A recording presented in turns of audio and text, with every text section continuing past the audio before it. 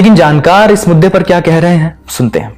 Xi Jinping आ ही रहे हैं सिर्फ ट्रंप से मिलने के लिए, बिकॉज अगर आपने देखा है कि पिछले एक साल से वो सारे मेजर इंटरनेशनल इवेंट्स वो अपने नंबर 2 को दे रहे हैं। ट्रंप की इनाग्रेशन के लिए यूएन जनरल असेंबली को ले लें, या ब्रिक्स की समिट जो ब्राजील में हुई, वहां पर भी नहीं गए थे शी जिनपिंग। सो जो फैक्ट कि वो आ रहे हैं साउथ कोरिया ट्रंप से मिलने के लिए shows that this is important. तो 2 दिन पहले कुआलालंपुर में चाइनीज डेलीगेशन जो आया था और अमेरिकन डेलीगेशन स्कॉट बेसेंट जो थे वहाँ पे सेक्रेटरी ऑफ ट्रेजरी, उन्होंने ये बात कही कि we have agreed upon a framework, कि हम एक फ्रेमवर्क पे अग्री कर चुके हैं और मुझे लगता है कि वो फ्रेमवर्क अनाउंस किया जाएगा कल दोनों के साथ। तो फ्रेमवर्क्स की जो मेन एलिमेंट्स मैं आपको बता देता हूँ। एक कि जो कंस्ट्रेंट्स यानी जो लिमिटेशंस चाइना ने रेयर अर्थ मिनरल्स और मैग्नेट्स पे लगाया था, वो 1 साल पोस्टपोन हो जाएगा। यानी अब वो अभी लागू होने के बजाय 1 साल के बाद वो लागू होगा। तो यानी जहाँ तक के एक्सपोर्ट्स और मैग्नेट्स वगैरह की जो अरेंजमेंट्स हैं, वो उसमें कोई तब्दीली 1 साल तक नहीं आएगी। एक ये भाई। दूसरी चीज जो ये है कि डोनाल्ड ट्रंप ने जो धमकियां दी थी कि टैरिफ को मैं 100% से बढ़ा दूंगा 1 नवंबर से, वो अभी कैंसिल हो गया है। सो देयर इज चाइना के ऊपर जितने अभी टैरिफ है उतने ही टैरिफ रहेंगे, वो फ्रेमवर्क में अनाउंस हुआ।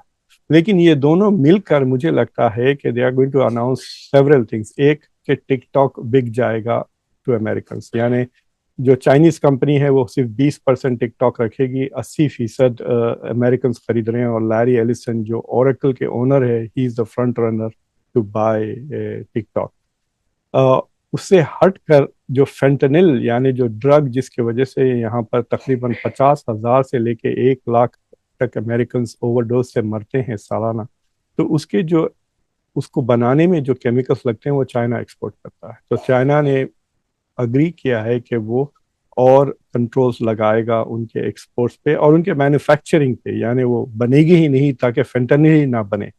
तो अगर ये दोनों चीजें हो जाती है तो ट्रंप जो 30% फेंटनिल से कनेक्टेड जो टैरिफ्स है वो चाइना से हट गए, तो चाइना के ऊपर टोटल टैरिफ सिर्फ 20-25% रह जाएंगे। That is the current understanding.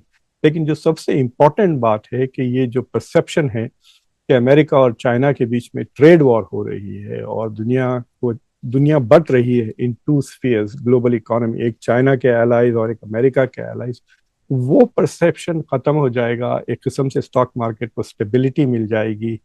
और so that is the biggest benefit कि ये जो नेगेटिव परसेप्शन है with regards to US China relations, वो बहुत बदल सकता है कि if they manage to have a major deal.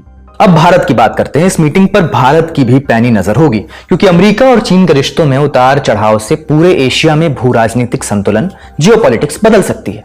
इन्हीं उतार चढ़ावों के बीच भारत को भी अपनी चाल बदलनी पड़ सकती है। क्यों? हमने आपको बताया कि ट्रंप के पहले कार्यकाल में अमेरिका ने चीन को खुलेआम प्रतिद्वंदी के तौर पर, राइवल के तौर पर दिखाना शुरू किया था। इस कोशिश में अमेरिका ने अलग अलग देशों से नजदीकी बढ़ाई, जैसे ऑस्ट्रेलिया, जापान और आसियान से जुड़े देश। इस लिस्ट में एक नाम भारत का भी था। चीन को काउंटर करने की कोशिश में भारत अमेरिका के लिए जरूरी हो गया। इसी बुनियाद पर भारत, जापान, ऑस्ट्रेलिया और अमेरिका का संगठन क्वाड भी फल फूल रहा था। लेकिन ट्रंप अपने दूसरे कार्यकाल में इन दोस्तियों को ताक पर रख चुके हैं और अब अगर वो इससे एक कदम और आगे बढ़ें और चीन से हाथ ही मिला लें, तो इसका भारत के साथ रिश्तों पर क्या असर पड़ेगा?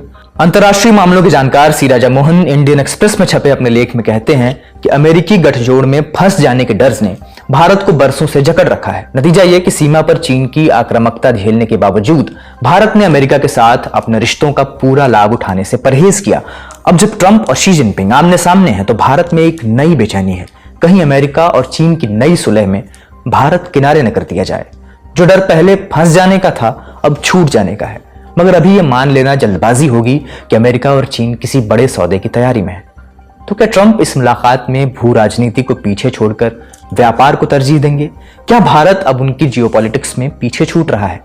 क्या ताइवान या फिर एशिया में मौजूद उनके बाकी साथी ये उम्मीद कर सकते हैं कि यथास्थिति बनी रहेगी? हमने कुछ और जानकारों से बात की। देखिए, ब्रॉडली स्पीकिंग, ओवरऑल अगर आप हम जियोपॉलिटिक्स को देखें, ये टैरिफ को थोड़ी देर बाजू रखकर, तो इट इज वेरी क्लियर कि जब तक अमेरिका और चाइना के ताल्लुकात बेहतर होते हैं, देन इंडिया और अमेरिका के ताल्लुकात खराब हो जाते हैं, because America then doesn't need India.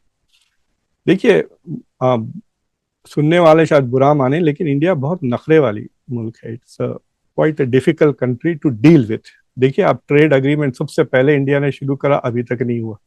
8 महीने से ये नेगोशिएट कर रहे हैं। So it is a very difficult country to deal with diplomatically. Demand बहुत करते हैं और कंसेशन बहुत कम देती है India. So in that sense it's a big headache. तो अगर चाइना के साथ ताल्लुकात बेहतर हो जाते हैं, देन अमेरिका को इंडिया के नखरे झेलने के लिए उतना इंसेंटिव नहीं रहेगा। और अगर अमेरिका के चाइना के ताल्लुकात खराब होते हैं, यानी कल कोई डील अनाउंस नहीं होती, then suddenly this will become more important. तो फिर American will start paying more attention to India. जैसा बाइडेन के ताल्लुकात चाइना से बिल्कुल खराब थे, अलबत्ता Trump is trying to improve relations with China. तो ये आप समझ सकते हैं कि इनवर्स रिलेशनशिप्स हैं ये दो। लेकिन जो स्पेसिफिक चीज ये है कि अगर चाइना के साथ अग्रीमेंट हो जाता है, तो चाइना के जो टैरिफ्स हैं वो इंडिया से आधे हो जाएंगे, यानी इट विल बी अराउंड 2025 और India will still be paying 50% tariffs. तो उससे कई चीजें, मिसाल के तौर पे अगर आप आईफोन्स एक्सपोर्ट कर रहे हैं, आईफोन्स पे अभी तक टैरिफ्स नहीं लगे, सेमीकंडक्टर्स पर, लेकिन फार्मास्यूटिकल्स पे लग गए हैं।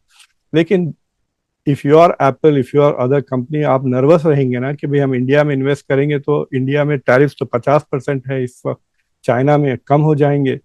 सो that is the second worry for India कि अगर यूएस चाइना की डील हो जाती है, देन इंडिया के लिए प्रेशर बढ़ जाता है to make concessions to America. और ऑलरेडी खबरें आ रही है कि सोया बीन्स पे तो नहीं, लेकिन सोया मील इंडिया शायद खरीदना शुरू कर दें फ्रॉम अमेरिका। यानी इंडिया अपना एग्रीकल्चरल सेक्टर भी खोलने के लिए तैयार है, और रशिया से शायद इंडिया तेल लेना बंद कर देगा। तो ये दो concessions India is about to make to the US. फिलहाल इस